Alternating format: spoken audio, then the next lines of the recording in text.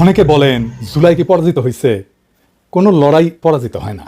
বাংলাদেশে আরেকটা লড়াই আসছে, কিভাবে আসবে জানি না, কবে আসবে জানি না, কিন্তু আসবে এবং সেইটা আগের চেয়ে বেশি ভায়োলেন্ট হবে, সহিংস হবে। কেন কইতেছি কারণ ব্যাখ্যা করি। অনেকে কয় আমি নাকি বাংলাদেশটারে অশান্ত করে রাখিছি, এটা শুনে হাসুম না কান্দুম বুঝবার পারি না।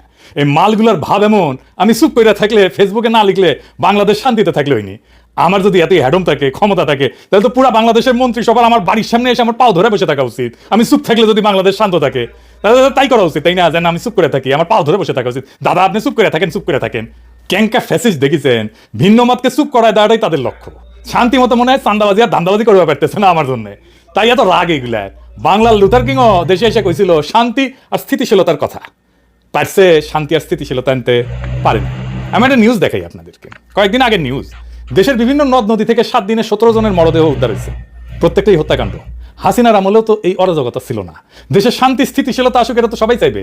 দুনিয়াতে শান্তি স্থিতিশীলতা আসুক, এটা সবাই চাইবে, কোনো সুস্থ মানুষ চাইবে। কিন্তু এই শান্তি আসাটা কি আমাদের ইচ্ছার উপরে নির্ভর করে? সেটা তো করে না। দেশে যে সহসাই শান্তি স্থিতিশীলতা আসবে না, এটা তো আমি অনেক আগে থেকে বলে আসতেছি। এই বিষয়টা বুঝলো না ছাত্ররা, বুঝলো না প্রফেসর ইউনূস, বুঝলো না বিএনপি, বুঝলো না বাঙ্গু সুশীলেরা আর কিছু জাউরারা।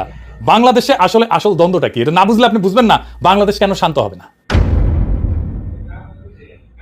বাংলাদেশের রাজনীতিতে আসল দ্বন্দ্ব বা ঝগড়াটা কিন্তু আওয়ামী লীগ বনাম বিএনপি না, জামাত বনাম বিএনপি না, আওয়ামী লীগ বনাম এনসিপি না, ধর্ম বনাম সেকুলারিজম না, কোনোটাই না।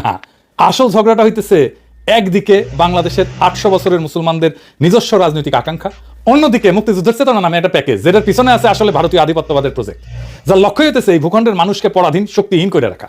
তারা বাংলাদেশকে কাটাতারি ঘিরে রাখবে, পানি আটকাই দিবে নদীর, সীমান্তে মানুষ মারবে পাখির মতো, সীমান্তের নদীতে কুমির আর সাপ ছাড়বে, যেন বাংলাদেশের মানুষ পার হইতে না পারে। কি ভয়ানক কথা! দুনিয়াতে কোথাও এটা নাই, এরা এটা করবে। ইন্ডিয়ান বর্ডারে বাংলাদেশের মানুষকে উই পোকা বলবে, কিন্তু বাংলাদেশে বাজার ছাইয়া ফেলবে তার পণ্যে। তার বাংলাদেশে বন্দর লাগবে, ট্রানজিট লাগবে। তুমি যারা পছন্দ করো না, নিরন্তর অপমান করো, মর্যাদা দাও না, তার ভূখণ্ড তোমার লাগবে। তো তোমার তো একটাই রাস্তা আছে, যে এটা অনুগত জনসমর্থনহীন সরকার রাখা। এটাই হাসিনা। সেই জন্যই ভারতীয় আধিপত্যবাদের সাথে দ্বন্দ্বটা হাসিনা আমলেই চূড়ান্ত রূপ নিল। জার্মান আইন তত্ত্ববিদ কার্ল স্মিথ উনি বলছিলেন, রাজনীতির আসল প্রশ্ন একটা, বন্ধুকে আর শত্রুকে। যেদিন একটা সমাজ এই প্রশ্নটা সঠিক উত্তর দিতে পারে, সেই দিন সে রাজনৈতিকভাবে জন্ম নেয়। বাংলাদেশের এই প্রশ্নের উত্তর 15 বছর ধরে স্পষ্ট হয়েছে। আওয়ামী লীগ ছিল এই প্রজেক্টের পলিটিক্যাল ভেহিকল, ভারতের পলিটিক্যাল এজেন্ট। 2024-এর জুলাই আগস্টে দ্বন্দ্ব নিয়ে লড়াই হইল।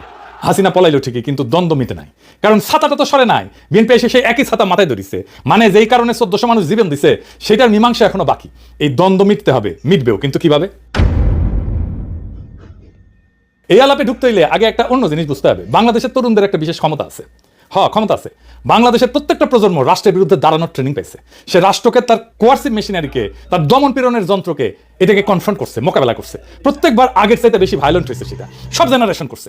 সিকোয়েন্সটা দেখেন। প্রথম ট্রেনিং 1972, ভাষা আন্দোলন। 144 যারা ব্যাংকে রাষ্ট্রের গুলির সামনে দাঁড়াইলো ছাত্ররা, সালাম, রফিক, জব্বার, বরকত গুলি খাইলো, কিন্তু পিছায় নাই। এই অভিজ্ঞতা গেছে পরের প্রজন্মে। এই মেমোরি কোনো বই থেকে ট্রান্সমিট করে নাই, শরীর দেওয়া হয়। লড়াই করা মানুষটা পরের জনকে দেখে কিভাবে লড়তে হবে। ফরাসি আলজেরিয়ান চিন্তাবিদ ফানো নাম আসল উচ্চারণটা, উনি বলছিলেন পরাধীন জাতিগোষ্ঠী লড়াইয়ের ভিতর দিয়ে নিজেকে চিনতে শেখে। প্রত্যেকটা মৃত্যু পরের প্রজন্মের পাঠ্য বই হয়ে ওঠে। আমেরিকান সমাজবিজ্ঞানী চার্লস টিলি উনি বলছিলেন একটু অন্যভাবে একই কথা। উনি বলছিলেন যে আন্দোলনের একটা রেপার্টোয়া থাকে, রেপার্টোয়া তৈরি হয়। রেপার্টোয়া কি? মানে লড়াইয়ের কৌশলগুলা এক শরীর থেকে আরেক শরীরে বয়া যায়, ট্রান্সমিট হয় প্রজন্ম থেকে প্রজন্মে। এরপরে আসলো 1969, যাদের বাবা চাচা বা সেই ছেলেগুলোকে দেখছে, তারা দেখছে কিভাবে গুলির সামনে দাঁড়াইতে হয়, কিভাবে লাশ নিয়ে মিছিল করতে হয়, কিভাবে না পিছাইতে হয়। সেই বাবা চাচাদের ছেলেরা এবার রাস্তায়। আসাদ, মতিউর, 52 ট্রেনিং 69-এ অ্যাক্টিভেটেড হইল। এইবার শুধু পুলিশ না, আজ তো আর্মি নামছে, প্যারামিলিটারি নামছে, আগের চাইতে ভাইলেন্ট। উড়াই দিল তারা আইয়ুব খানকে। এরপরে 71, 69-এর ট্রেন্ড তরুণেরা এইবার অস্ত্র হাতে। যারা 69-এ পুলিশকে কনফ্রন্ট করছে, প্যারামিলিটারিকে কনফ্রন্ট করছে, তারাই 71-এ পাকিস্তানি আর্মিকে কনফ্রন্ট করতেছে। 9 মাসের ফুল স্কেল যুদ্ধ, আগের চাইতে অনেক বেশি ভাইলেন্ট। প্যাটার্নটা দেখেন, প্রত্যেকটা প্রজন্ম আগে ট্রেনিং রিসিভ করছে, প্রত্যেকবার এসকেলেট করতেছে কনফ্রন্টেশন। 71-এ রণাঙ্গনে সক্রিয়ভাবে লড়ছে প্রায় 1050, অনেকে বলে 30,000। যাই হোক, এই সংখ্যক তরুণ, তাদের আকাঙ্ক্ষা কি ছিল? একটা নতুন সমাজ, মুক্ত সমাজ। কি পাইল? বাকশাল। জার্মান চিন্তাবিদ হ্যানা আরেন্ট উনি বলছিলেন যে প্রত্যেকটা বিপ্লবে একটা মুহূর্ত থাকে যখন মানুষ সত্যিকারের স্বাধীনতার স্বাদ পায়, কিন্তু সেই স্বাদটা প্রায় হারায় যায়। আর সেই হারানো জিনিসটা পরের প্রজন্ম খুঁজতে থাকে। আরেন্ট এই হারানো জিনিসটাকে বলতেছিলেন বিপ্লবের লস্ট ট্রেজার, মানে হারানো ধন। 71 সেই প্রজন্মের তরুণের কাছে সেরকম একটা হারানো ধন। সে যখনই আইডেন্টিফাই করছে যে কে তার হারানো ধন কাইরা নিছে, তারই খাইয়া দিছে সেই তরুণ। ওদের আকাঙ্ক্ষা মেটে নাই, কিন্তু তাদের হাতে তো ট্রেনিংটা ছিল। তারা চুপ থাকে না। জাসদ কেন হইলো? 15 আগস্ট 75 কেন হইলো? 7 নভেম্বর কেন হইলো? জেল হত্যা, জিয়া হত্যা, প্রত্যেকটা ঘটনায় কারা ছিল? রণাঙ্গনের মুক্তিযোদ্ধা, যাদের লড়াইয়ের ট্রেনিং সবচেয়ে সাত। তারাই আবার লড়াই শুরু করছে একজন আরেকজনের বিরুদ্ধে, কারণ তাদের আকাঙ্ক্ষা মেটে নাই। জার্মান চিন্তাবিদ ওয়াল্টার বেনিয়ামিন উনি বলছিলেন প্রত্যেকটা প্রজন্ম পূর্ববর্তী প্রজন্মের অসমাপ্ত দাবি বহন করে, সেই দাবি যতদিন না মোটে ততদিন সে বারবার ফিরে ফিরে আসে। এটা মনে রেখেন, আমরা পরে আবার এখানে আসবো। এরপরে আসলো 90, আমাদের জেনারেশন রাজপথে লড়াই করলো, সে হিরোইক লড়াই, 24-এর মতো না কিন্তু একটা হিরোইক লড়াই করছে আমাদের জেনারেশন। নূর হোসেনের জীবন দেওয়া, কি কাব্যিক জীবন দেওয়া, বুকে পিঠে লিখলো গণতন্ত্র মুক্তি পাক, স্বৈরাচার নিপাত যাক। এরপরে আমাদের ট্রেনিং হলো 2013-তে, 28 ফেব্রুয়ারি 2013 মৌলানা সাইদির ফাঁসির রায়ের পরে সারা দেশ রাস্তায় নামলো, সারা দুনিয়াতে নামছিল। শুধু ইসলামপন্থী তরুণেরা না, সারা দেশের সমস্ত মানুষ নামছিল। বাঁশখালী, চাঁপাইনবাবগঞ্জ, বগুড়া, লক্ষ্মীপুর, তারপর 5 মে শাপলা চত্বর, হেফাজত। এটা নতুন প্রজন্মের প্রথম বড় ট্রেনিং। সংগঠিত ইসলামিক যুবশক্তি প্রথমবার রাষ্ট্রীয় ভায়োলেন্স ফেস করলো। 2018 সালে নিরাপদ সড়কের আন্দোলন, স্কুল কলেজের কিশোরেরা রাস্তায়, ছাত্রলীগের হেলমেট বাহিনী, এই বাচ্চারা শিখলো একটা নতুন জিনিস, সোশ্যাল মিডিয়াকে কিভাবে ব্যবহার করতে হয়। তারা শিখলো ছাত্রলীগ কিরকম জাউরা হইতে পারে, কেমন বর্বর হইতে পারে। এই 2018 স্কুলের ছাত্ররাই 2024-এ এসে ইউনিভার্সিটির ছাত্র। চূড়ান্ত ক্লাস পাইলো তারা। ওই ট্রেনিং থেকে ফিরে আসা ছাত্ররাই চূড়ান্ত ট্রেনিং পেল 2024-এ। আর্মি, পুলিশ, র্যাব, বিজেপি সব একসাথে নামছে। হেলিকপ্টার থেকে গুলি, 1400 লাশ তবু পিছায় নাই। এই 2024 পৃথিবীতে অনন্য। কেন? দুনিয়ার আর কোথাও বাংলাদেশের 24-এর মতো ঘটনা ঘটে নাই। টিউনিশিয়ায় 2011-তে কি হয়েছিল? আর্মি প্রেসিডেন্টের গুলি চালানোর হুকুম মানে নাই, উপরের লেভেলে। মিশরে আর্মি কাউন্সিল বসে সিদ্ধান্ত নিল মোবারক যাবে, উপর থেকে। ইন্দোনেশিয়ায় আর্মি চিফ সুহার্তোকে যায় বললো যে চলে যান, উপর থেকে আসলো। ফিলিপিন্সে 86-তে, সার্বিয়াতে 2000, শ্রীলঙ্কা 2022, সব জায়গায় একই গল্প। মিলিটারির উপর লেভেল ক্যালকুলেশন করছে, অঙ্ক করছে, তারপরে বলছে চলে যান। বাংলাদেশে কি হয়েছে? উল্টা। জেনারেলরা ছিল হাসিনার অনুগত, গুলি চালাইতে চাইছিল। ওয়াকার তো হাসিনার আত্মীয়, কিন্তু সৈনিকেরা, জুনিয়র অফিসাররা যারা ফিল্ডে ছিল, তারা গুলি চালাইতে রাজি না। কেন? কারণ ওই রাস্তায় তাদের ভাই, তাদের কাজিন, তাদের প্রতিবেশীর ছেলে। সৈনিকের মা ফোন দিছে, বলছে বাবা গুলি করিস না। রুশ বিপ্লবী টটস্কি 1917 সালে ফেব্রুয়ারি বিপ্লব নিয়ে লিখছিলেন, সৈনিক হঠাৎ করে সৈনিক হওয়া বন্ধ করে দিল। মানে ইউনিফর্ম পরা মানুষটার পেছনের সিভিল মানুষটা ইউনিফর্মকে ছাড়াই গেল। বাংলাদেশে 2024-এর জুলাই আগস্টে এটাই হয়েছিল। ইউনিফর্ম ফুইরা আসল বাংলার পলিমাটির সন্তান বাইরে হয়ে আসলো। পুলিশ শেষ পর্যন্ত হাসিনার অনুগত, ইন্টেলিজেন্স অনুগত, কিন্তু আর্মির জুনিয়র অফিসার, ফিল্ডের সৈনিক এরা না। শেষ দিনে আর্মির সৈনিকেরা তো পুলিশের বিরুদ্ধেও দাঁড়িয়েছে, গুলি করছে পুলিশের বিরুদ্ধে। জেনারেলরা যখন বুঝলো সৈনিকেরা আর গুলি চালাবে না, জেনারেলরা বাধ্য হইলো, হাসিনাকে যে বললো আপা পালান, হেলিকপ্টার রেডি। আর একটা প্রমাণ দেখায়, এই বিষয়টা আমি জানি জন্য বলতেছি, যে ফোন দেওয়া হলো দিল্লি স্টার, ইন্ডিয়ার 2 ফ্ল্যাগশিপ পত্রিকার অফিস আক্রান্ত হইলো না, ওখানে আর্মি ছিল, আর্মি ডিফেন্ড করলো না কেন? কারণ সৈনিকেরা ওই পত্রিকা বাঁচাইতে, রক্ত দিতে রাজি না। তারা নিজেরাই আর সেই বয়ান বিশ্বাস করে না। এটা ইতিহাসে বিরল, প্রায় অনন্য। খালি হাত, লক্ষ লক্ষ তরুণ হেলিকপ্টারের গুলির নিচে দাঁড়াইছে, পিছায় নাই, জিতছে। একটারে মারি, একটাই যায়, অন্যগুলা যায় না। শুনেছেন না? শুনে না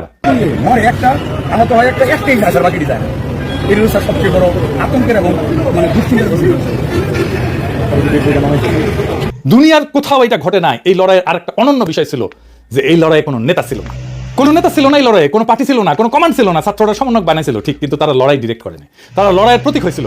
লেনিন বলছিল বিপ্লবের জন্য ভ্যানগার্ড পার্টি লাগে। 2024 লেনিনকে ভুল প্রমাণ করছে। তাহরির স্কয়ারে মিশরে হয়েছিল লিডারলেস বিপ্লব, ফেল করছে। অকুপাই ওয়াল স্ট্রিট লিডারশিপ ফাঁপা হয়ে গেছে। হংকং 2019 এই আন্দোলন ছিল লিডারলেস, হারছে। বাংলাদেশ 2024 দুনিয়ার একমাত্র লিডারলেস বিপ্লব যেটা একটা ফাংশনাল ফ্যাসিস্ট সরকারকে ফেলতে পারছে। কিভাবে সম্ভব হলো? কারণ লড়াইয়ের ট্রেনিংটা কোনো অফিসে স্টোর করা ছিল না, কোনো নেতার মাথায় স্টোর করা ছিল না, কোনো প্রফেসর ইউনূসের মাস্টার মাইন্ড ছিল না, কোনো মেটিকুলাস ডিজাইন ছিল না। এটা ছিল 1.5-2 কোটি তরুণের শরীরে গাথা। ফরাসি দার্শনিক পিয়ের বোর্ডিও একটা কথা বলছিলেন, হ্যাবিটাস, মানে শরীরে গাথা অভ্যাস। বাংলাদেশের তরুণদের শরীরে গত 75 বছর ধরে এটা গাথা, প্রজন্মের পর প্রজন্ম ধরে। কিভাবে রাষ্ট্রের সামনে দাঁড়াইতে হয়, কিভাবে ছোট থেকে বড় রাষ্ট্রের দমন পীড়নের অ্যাপারেটাস, যেটাকে বলা হয় কোহেসিভ অ্যাপারেটাস, তাদের পরাজিত করতে হয়। এটা ক্লাসরুমের জ্ঞান না, এটা শরীরী জ্ঞান। বইয়ে লেখা না, রক্তে লেখা। কোনো নেতাকে অ্যারেস্ট করে এই জ্ঞান মোছা যাবে না, কোনো সংগঠন নিষিদ্ধ করে বন্ধ করা যাবে না, কারণ এইটা 1.5 কোটি শরীরের মধ্যে আছে। 2024 ঘটছিল কি কারণে? ভারতীয় আধিপত্যের বিরুদ্ধে মুক্তিযুদ্ধের চেতনার নামে যে ছাতা, সেটা সরানোর জন্য বিএনপি ক্ষমতায় আসার পর কি করতেছে? সেই ছাতাটাই আবার মাথায় ধরতেছে, সেই আওয়ামী বয়ান আবার তারা আনতেছে। ভারতের সাথে যে অসম চুক্তি, সেগুলো নিয়ে কথা নাই। আদানি নিয়ে চুপ, ক্যাপাসিটি চার্জ নিয়ে চুপ, সীমান্তে হত্যা নিয়ে চুপ, ট্রানজিট নিয়ে চুপ। ইতালির চিন্তাবিদ গ্রামসি একটা কথা বলছিলেন, প্যাসিভ রেভলিউশন, মানে বিপ্লবের এনার্জিটা শোষণ করে নাও, কিন্তু আসল পরিবর্তনটা হইতে দিও না। সিস্টেম যেভাবে চলতেছিল সেভাবেই চালাও। লোকজনকে বলো তোমার বিপ্লব সফল হয়েছে। বিএনপি এখন এই কাজটাই করতেছে। আগের পুরনো বন্দোবস্ত, পুরনো ব্যবস্থা, পুরনো সিস্টেম সব নিয়ে আসছে। এটাই প্যাসিভ রেভলিউশন, মানে যে দ্বন্দ্বটা মেটানোর জন্য 1400 মানুষ জীবন দিচ্ছে, সেটা আবার চাপা পড়ছে। এটা বিশ্বাসঘাতকতা। এখন প্রশ্ন, এরপরে কি হবে? আর একটা লড়াই আসবে, অবধারিত। কেন বলতেছি অবধারিত? দেখেন, 4টা জিনিস একসাথে আছে। এক, দ্বন্দ্বটা মেটে নাই। যে দ্বন্দ্বটা নিয়ে লড়াইটা শুরু হয়েছিল সেটা তো মেটে নাই। ভারতীয় আধিপত্যবাদ আর বাংলাদেশের মুসলিম জনগণের আকাঙ্ক্ষার ঝগড়া, দ্বন্দ্ব, সেটা যেখানে ছিল সেখানেই আছে। মাঝখানে 1400 লাশ পড়ছে, এছাড়া আর কিছু বদলায় নাই। 2, রাষ্ট্রের ভয় শেষ। আগে মানুষ ভাবতো পুলিশ আসবে, ডিবি আসবে, ডিজিএফআই আসবে, সামনে দাঁড়াইলে মরবো। এখন 1.5-2 কোটি তরুণ জানে দাঁড়াইলে মরতে পারি, কিন্তু জিততেও পারি, এবং জিতছেও তারা। 3 নাম্বার, কোনো প্রতিষ্ঠান নাই যেটা আকাঙ্ক্ষাকে শান্তিপূর্ণভাবে পূরণ করতে পারে। বিএনপি পারবে না, স্ট্রাকচারালি পারবে না। 4 নাম্বার, ট্রেনিং জনগণের ভেতরে গাথা আছে, এটা মোছা যায়। টার্কিশ আমেরিকান অর্থনীতিবিদ তিমুর কুরআন একটা মডেল দিচ্ছেন। উনি বলেন যখন মানুষ পাবলিকলি এক কথা বলে কিন্তু মনে মনে অন্য কথা ভাবে, বিএনপির মতো আর কি, তখন একটা সিস্টেম দেখতে খুব শক্ত মনে হয়, কিন্তু আসলে ভেতরে ফাঁপা। বিএনপি ফাঁপা হয়ে গেছে ভেতরে, দেখেন না, কিছুই করতে পারতেছে না। সে ওই ধর্ষিতা শিশুর বাসায় গেছিল, আমি স্যার বাসায় গেছিল, যে ভুয়া ভুয়া শুনছে, দেখেন।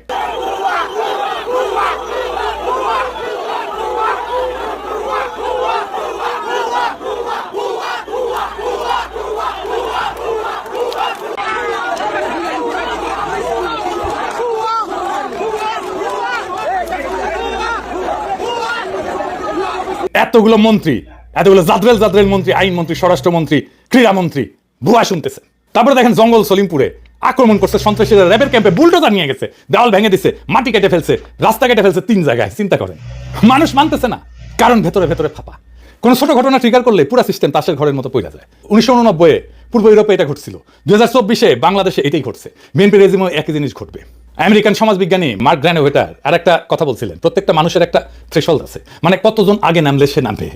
আগে বাংলাদেশের তরুণদের থ্রেশহোল্ড ছিল অনেক উঁচু, অনেক ভয়, অনেক শঙ্কা, অনেক বিপদ। এখন অনেক কম, কারণ তারা একবার নামছে এবং জিতছে। মানে আগে রাস্তায় নামার জন্য যে বিশাল ট্রিগার লাগতো, এখন ছোট ট্রিগারই যথেষ্ট। 2024 কিভাবে শুরু হয়েছিল? চাকরির কোটা, ছোট ইস্যু। হাসিনার একটা বাক্য, রাজাকার, রাজাকারের পোলাপান, পুরা দেশ জ্বলে উঠলো, ছোট ট্রিগার। পরের ট্রিগারটা কি হবে জানি না, কিন্তু এর চেয়ে ছোট হবে। হইতে পারে একজন তরুণের পুলিশের হাতে মৃত্যু, হইতে পারে একটা ভাইরাল ভিডিও, হইতে পারে ভারতের সাথে নতুন চুক্তি, হইতে পারে কোনো মন্ত্রীর একটা বেফাস মন্তব্য। বাংলাদেশ এখন প্রত্যেকদিন 100টা সম্ভাব্য ট্রিগারের মধ্যে দিয়ে হাঁটতেছে। কোনো একটা ক্লিক করবেই, আপনি লিখে রাখতে পারেন। বাংলাদেশের তরুণদের শরীর এখন 3টা জিনিস একসাথে আছে। প্রথম জিনিস, 75 বছরের ট্রেনিং আছে, 52 থেকে 2024 শরীর থেকে শরীরে যেটা ট্রান্সমিটেড হয়েছে, এই কোড মোছা যাবে না। দ্বিতীয় জিনিস, জয়ের স্মৃতি। তারা জানে ফ্যাসিস্টকে নামানো যায়, তারা জানে বর্বর শাসককে নামানো যায়, এই কারণে একবার নামাইছে খালি হাতে। তৃতীয় জিনিস, অসমাপ্ত একটা দাবি, 1400 শহীদের দাবি, যেই দাবিটা বিএনপি চাপা দিতে চাইতেছে। নতুন সংবিধানের দাবি, জুলাই সনদের দাবি, যেটা বিএনপি চাপা দিতে চাইতেছে, প্রতারণা করতেছে। এই 3টা একসাথে থাকলে সেই সমাজের শান্তি থাকে না। বেনিয়ামিন বলছিলেন, অসমাপ্ত প্রত্যেকটা প্রজন্মের দাবি পরের প্রজন্মের ঘাড়ে চাপে, ঘাড় ফাঁকা হয় না যতদিন না দাবিটা মেটে। বিএনপি যে ছাতাটা ধরছে, সেইটা আজকে ধরতে পারতেছে, কাল পারবে না, পরশু পারবে না, কারণ ছাতার নিচের মাটি বদলাই গেছে, মানুষ বদলাই গেছে, ভয় বদলাই গেছে, মানুষের বিপদের ধারণা বদলাই গেছে। 2024 পরে বাংলাদেশ যে বদলাই গেছে, এটা কোনো একক মানুষের পক্ষে, কোনো একক দলের পক্ষে, এমনকি সব রাজনৈতিক দল এক হইলেও বাংলাদেশকে সামাল দেওয়া যাবে না। সেজন্য জাতীয় সরকার চাইছিলাম আমরা, সব রাজনৈতিক দল শুধু না, সিভিল সোসাইটি থেকে প্রফেসর ইউনূসের মতো লোক নিয়ে একটা ব্যাপক ঐক্য করে ভেরি পপুলার সরকার হইলে সামাল দিতে পারতো। তাদের কাজ হবে 5টা জিনিস ডেলিভার করা: নতুন সংবিধান, ভারতের আধিপত্যের অবসান, ইতিহাসের লিগেসি ঠিক করা, লুটপাট আর দুর্নীতির বিচার, হাসিনার বিচার, অর্থনীতির পুনর্গঠন। বিএনপি ফেল করবে, আর পরে ট্রিগারের অপেক্ষা করবে। সেই ট্রিগার আসবে, ছোট হবে, যেমন ছোট ছিল কোটা সংস্কার আন্দোলনের ট্রিগার। আজকালকার তরুণেরা কাউরে মানে না, শুধু নিজেকে মানে। সেই জন্যই এটা বড় বিপদ। এবং সেই দিন যেদিন এই সংঘাত আবার শুরু হবে, আবার বিস্ফোরণ হবে, আবার বারুদ জ্বলা উঠবে, সেদিন বিএনপি যে অবস্থায় থাকবে, হাসিনা 5ই আগস্ট সেই অবস্থায় ছিল। পার্থক্য একটাই, হাসিনা পলাইতে পারছিল কারণ আর্মি তাদের বের হইতে দিছিল, পরের বার যিনি থাকবেন তার জন্য সেই দরজা বন্ধ থাকতে পারে।